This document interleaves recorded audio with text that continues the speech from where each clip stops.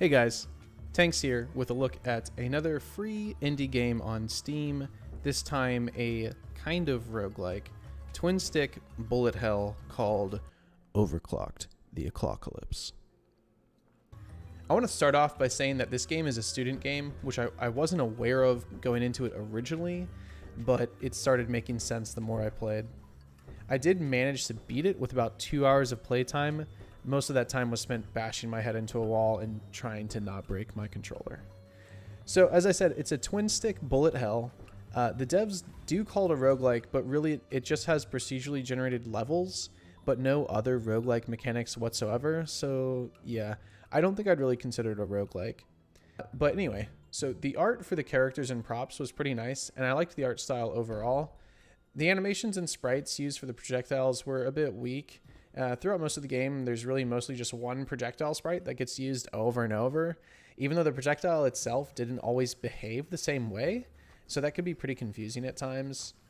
And just the sprites themselves, there wasn't really that much variance in them, and they were pretty weak. But anyway, so the core mechanics of the game function pretty well. Overall, I'd say the movement and shooting feels lackluster. It just feels kind of slow and clunky. You can dash with basically no cooldown and no resource limitations.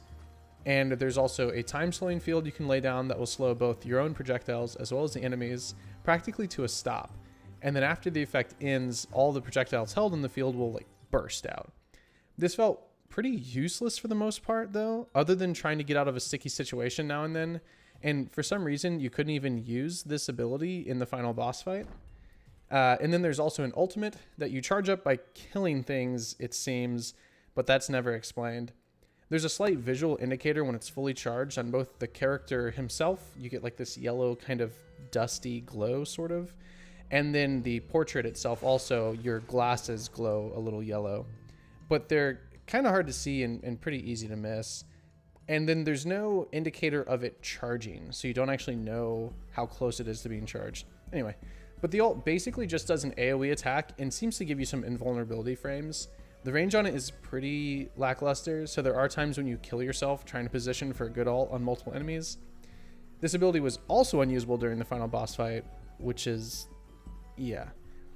The ult was pretty shit, other than clearing out multiple trash mobs at once, but it was useless outside of that, and the lack of invincibility frames after taking damage.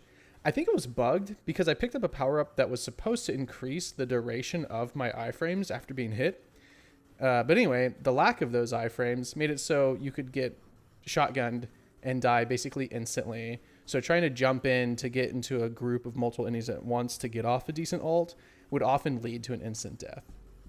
Lastly, you have a toggleable time slow that slows down enemies and their projectiles, but doesn't slow you down. And this ability is by far the most useful and versatile of the game, and is the only ability that actually feels like it's worth pressing, other than dashing every now and then to get through the levels a little faster. Levels which you have to fully explore, by the way, for fear of missing the door to the exit, which could have been randomly put onto any wall due to the procedural generation I mentioned. The procedural generation itself, in general, it felt kind of tacked on, and it resulted in lots of frustrating moments. There's no real incentive to explore because there are no random upgrades you can pick up like in most bullet hells, but you're still forced to explore because you have to in order to find the exit to the next level. The environments all look the same also, so there's just really no reward at all for wandering around. So that feels pretty miserable and frustrating too. Combine that with the fact that there are random numbers of enemies in each room, ranging from like 8 to 0, and the fact that you have to fully clear out a room of its enemies before you can progress. And then onto that, the fact that dying starts you completely over from the beginning of the level, which will then be randomly generated again, so all that exploring you just did is now a complete waste of time. It's all a recipe for frustration. Even though it only took me a couple hours to beat the game, like I said, I actually considered quitting at multiple points throughout my playtime. It really is that frustrating. The player character doesn't really seem to grow stronger as you continue through the game, and difficulty is increased by just adding more mobs and more projectiles, more of the same things that you've already been seeing. There's no real layering of mechanics, and they don't feel like they were well fleshed out. The power-ups you do unlock feel incredibly weak, and the lack of player choice in what the power-ups actually do makes them uninteresting.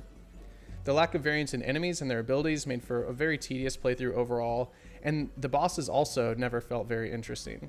Typically, bullet hells have progression where the character can shoot faster, or have explosives, or have large spread fire, shoot out multiple beams at once, in order to deal with progressively more difficult and more numerous enemies, but that's not the case in Overclocked. You only ever have the single fire shot that only ever hits one enemy at a time, so each combat ends up kind of being running in circles around enemies and avoiding bullets while slowly chipping away at a single enemy at a time. Overall, I really can't recommend this game at all, unless you were just an enormous fan of bullet hells and you've beaten every other one on the market. I don't think it's worth your time, even though it is free. But yeah, that's about all I have for now, so thanks for watching, and I will see you next time.